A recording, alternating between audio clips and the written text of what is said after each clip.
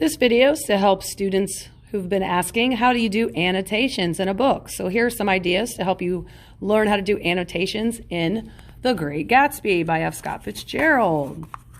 So if you look here on page 4, most teachers would ask you to do annotations. They'll ask you for some items. They might ask you for items like a literary device or figurative language, which includes similes, metaphors, definitions, which you'll underline or highlight the word and then give the definition of that word, vocabulary you don't know, or to do a comment, which could be a quote and you could explain it. It could be your opinion about something. It could be a question or some type of an observation.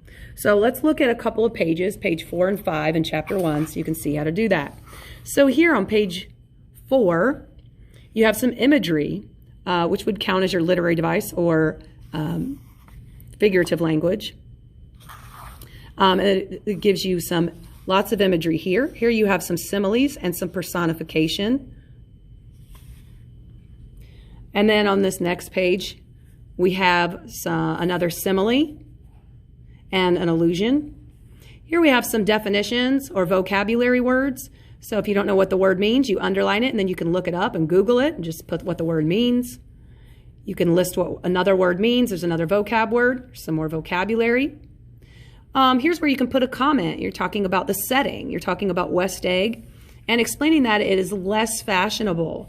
And that's where the new money people live. It's not as cool or as popular to do that or to live there. Here's another metaphor, another vocabulary word that you could highlight and use or underline as an annotation.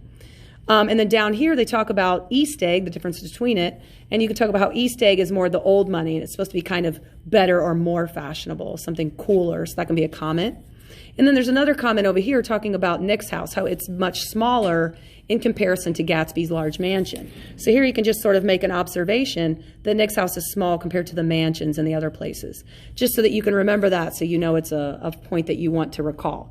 So that's how you can do some annotations. Hopefully that will help you give some ideas of how to do that. If you have questions, come and talk to me.